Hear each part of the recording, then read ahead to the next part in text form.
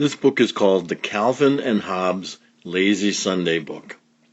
It's a collection of Sunday comic strips from Calvin and Hobbes, and it was written and illustrated by Bill Watterson.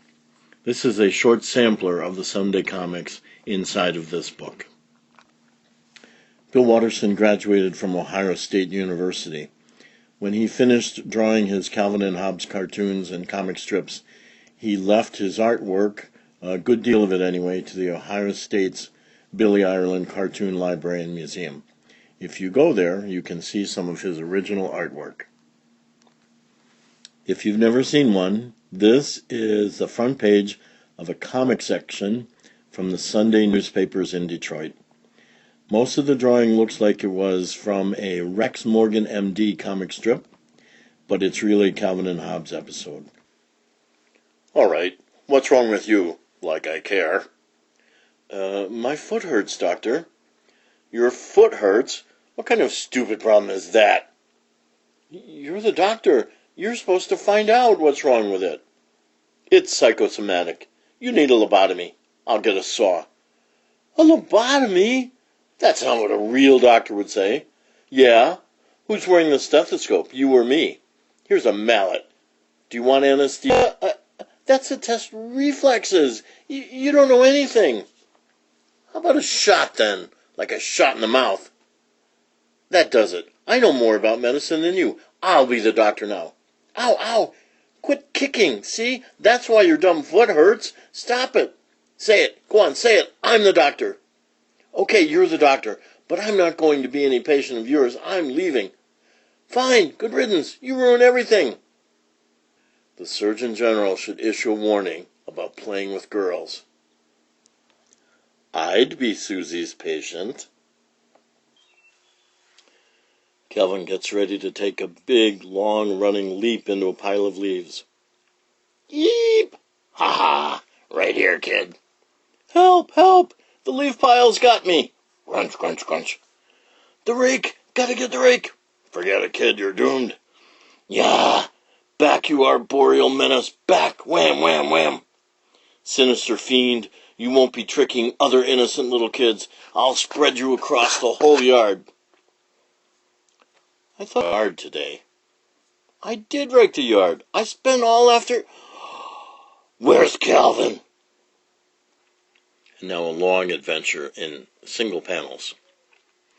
If you're going to tear around with a squirt gun, do it. A dreaded Nagon mothership fires a bolt of deadly destruction ray that sends a small red spacecraft reeling towards an unknown planet.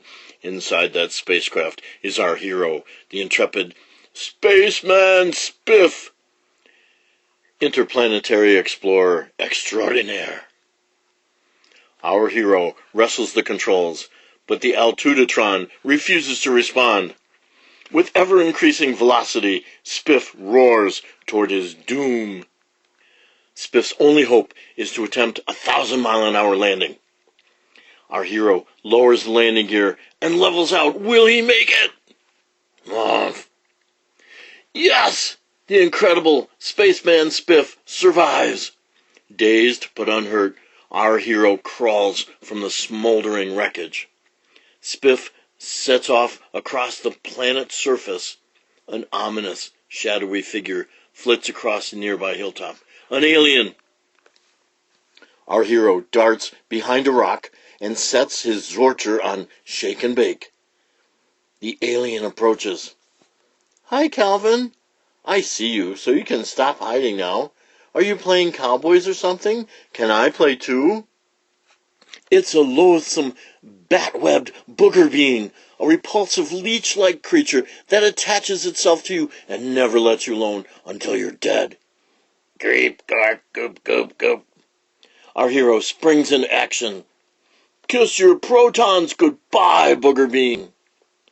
Spiff fires repeatedly, but to his great surprise and horror, the Zorch charge is absorbed by the booger being with no ill effect. Instead, the monster only becomes angry. Why'd you do that? You mean little creep. I'm telling your mom. Uh-oh. Zounds. The Burger Being is in alliance with the Nagon mothership that shot Spiff down in the first place. Our hero opts for a speedy getaway. At their Booger Being's distress signal, a gigantic Nagon materializes on the planet's surface. With a ground-shaking lunge, the Nagon is after Spaceman Spiff. Our hero leaps into a crevice, knowing his Zorcher would be useless against the behemoth. Spiff arms the Demiso bomb he keeps in his belt for just such an emergency. The Nagon rounds the corner. Spiff heaves the bomb. Ah, death to Nagons. Calvin, don't you dare throw. Ah! The monster is only stunned. Spiff quickly tries to arm another bond. It's too late. The Nagon has him. What will happen now? Hi, honey. I'm home. Boy, what a day at the off. What's with the towels? Or don't I want to know? Your son is in his room waiting for you to have a talk with him. In the smelly, gloomy dungeon, Spaceman Spiff prepares a cunning trap for the approaching Nagon King. Soon our fearless hero will be free again. Calvin's father is getting ready to fix the sink. Before beginning any home plumbing repair, make sure you possess the proper tools for the job. Check the following list of handy expletives and see that you know how to use them.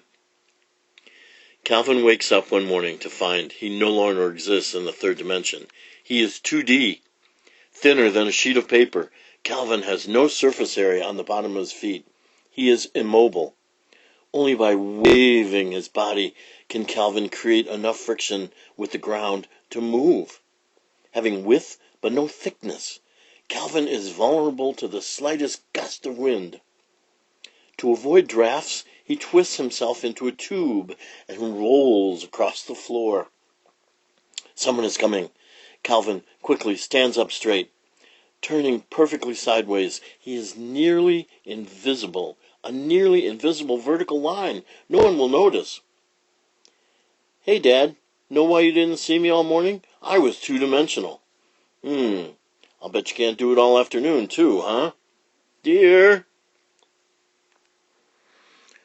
I'm going outside, Mom. Hold all my calls. Calvin looks around. Something is different. The odd-colored tree behind him slowly lifts up. It's not a tree at all. It's a leg. Oh, no! Calvin is the size of a bug, to a bug. He runs for his life. A claw crashes with deafening impact. The bug is trying to step on Calvin. What a horrible fate! Calvin scrambles madly, promising himself that he'll never squash another bug if he lives to return to normal size. Suddenly, in a spray of slime, the bug is gone. A monstrous frog licks its chops. Calvin is saved. Ah!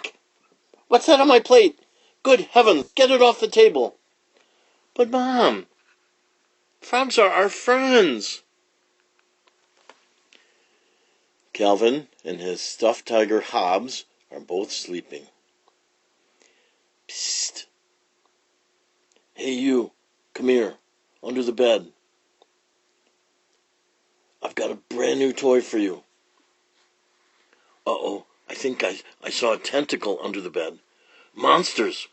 Turn on the lights. That makes monsters shrivel up. Good idea. Click.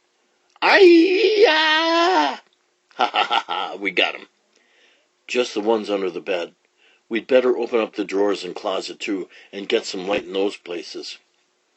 By golly, no monsters are going to get us tonight. Wither and die, blood-sucking freaks of nature. Why is your light on? What in the world are you doing? Monsters, Dad. They could be anywhere. You're trashing your room at 1 a.m. looking for monsters? If you don't get in bed this minute, you'll have a lot more than just stupid monsters to worry about. What we need is some way to shrivel him up. Calvin and Hobbes are outside, climbing on a tree. That's it. You climb up, and then help me up. Tigers are natural-born tree climbers. Of course, we usually have grappling hooks, ropes, and utility belts. Hey, here's a great tree for climbing. Let me get on your shoulders so I can reach the first branch, okay? Geez, how many bricks do you have in your pocket?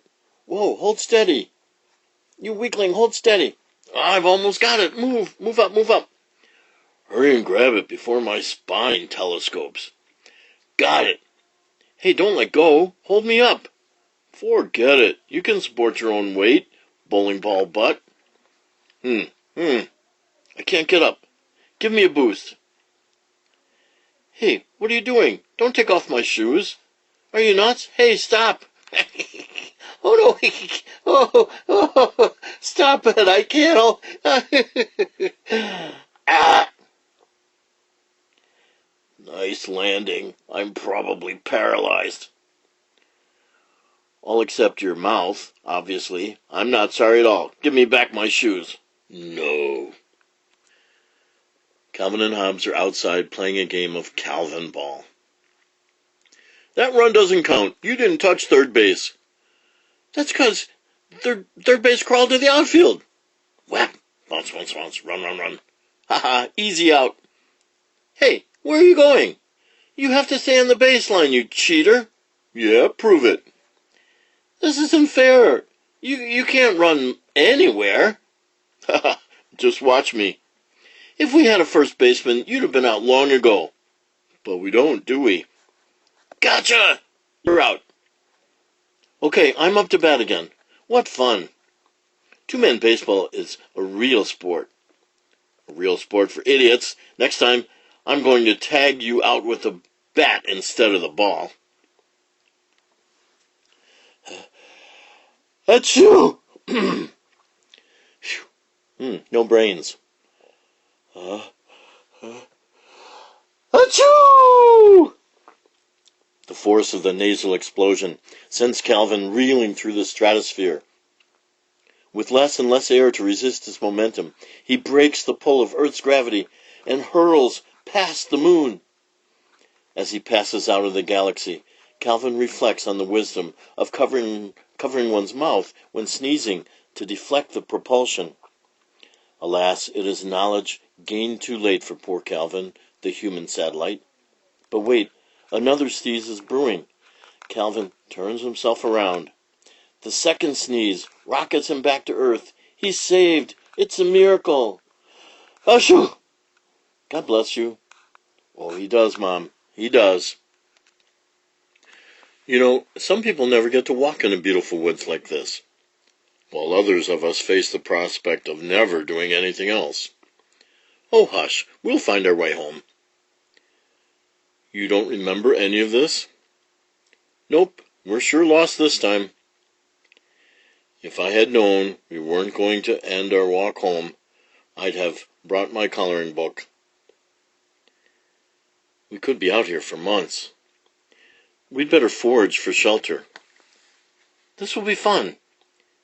We can be modern Robinson Crusoes, living off the land by our wits. We can be rugged explorers. Yeah, we'll be free from all the constraints of civilization. Oh boy. Hey, isn't that our backyard? Why, so it is. I don't care how long you'll be gone. I'm only making you... How about rifles, then? Do we have any rifles? Another example of how every game they play turns into Calvinball. The center snaps the ball to the quarterback. No, he doesn't. He doesn't? No. Secretly, he's the quarterback for the other team. He keeps the ball. Later, Calvin breaks for the goal. Whoo! He's at the 30, the 20, the 10. Nobody can catch him. Nobody wants to. You're running toward your own goal. Huh? When I learned you were a spy, I switched goals. This is your goal, and mine's hidden. Hidden? You'll never find it in a million years.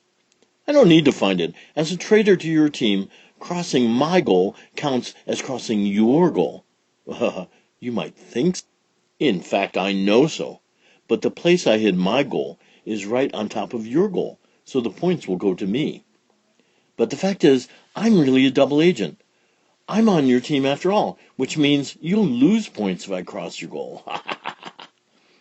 But I'm a traitor too, so I'm really on your team. I want you to cross my goal. The points will go to your team, which is really my team. That would be true if I were a football player. You mean I'm actually a badminton player disguised as a double agent football player. And I'm secretly a volleyball, croquet, polo player. Sooner or later, all our games turn into Calvinball. No cheating. A dazed Spaceman Spiff comes from the smoking wreckage of his ship. Our hero now regrets not buying a towing rider on his insurance policy. The courageous Spaceman Spiff has been captured by the hideous Zorgs of planet X-13. Led through the dank corridors of the dungeon, Spiff looks in vain for an opportunity to escape. Brought before the Zorg despot. So this is the famed space explorer Spiff. I've waited a long time for this moment. Earthling scum. You have knowledge we need. Cooperate, and we'll kill you rather painlessly. Let's dispense with the pleasantries, you twisted space crustacean. What is it you want from me? A summary of Lewis and Clark's expedition to the Pacific. Ha! Wild Zontars couldn't drag that information out of me. Do your worst. You didn't read the assignment, did you, Calvin? Your dad's working, so try not to bother him, okay? Dad, I have a question. Yes? Do people ever spontaneously combust? Not that I know of, no. Oh, you're welcome.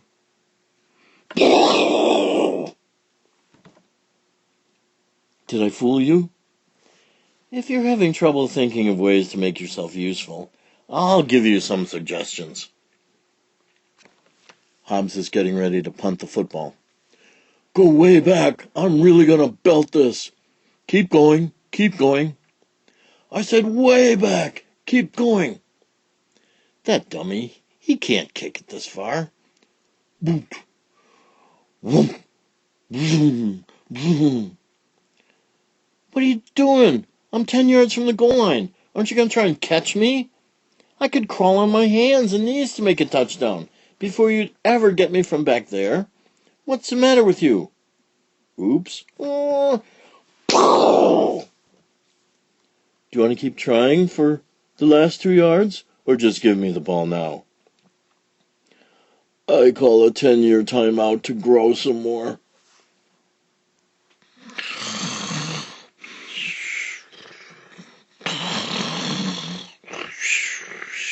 Calvin, it's time to wake up.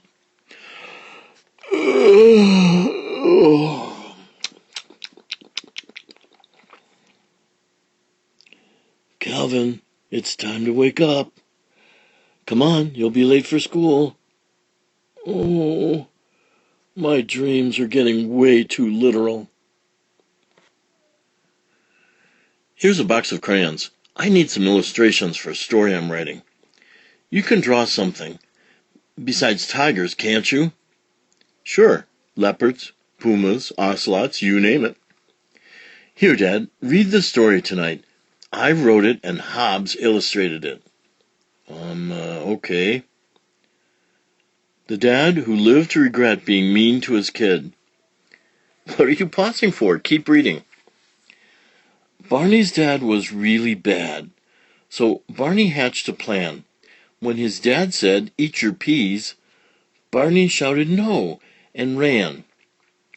Barney tricked his mean old dad and locked him in the cellar. His mom never found out where he'd gone because Barney didn't tell her. There his dad spent his life eating mice and gruel. With every bite for 50 years, he was sorry he'd been cruel. The end. You know how a lot of stories have morals through them? I get it.